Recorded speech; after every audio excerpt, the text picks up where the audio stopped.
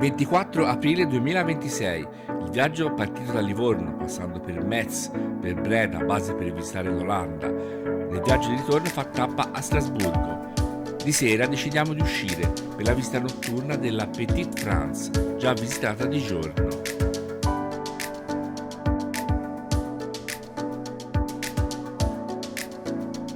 Curiosamente il suo nome deriva da un ospedale del XVI secolo per la cura dei malati di sifilide che si chiamava Franzosel, ovvero Piccola Francia. Usciamo dall'albergo e seguendo i canali facilmente arriviamo alla Petite France.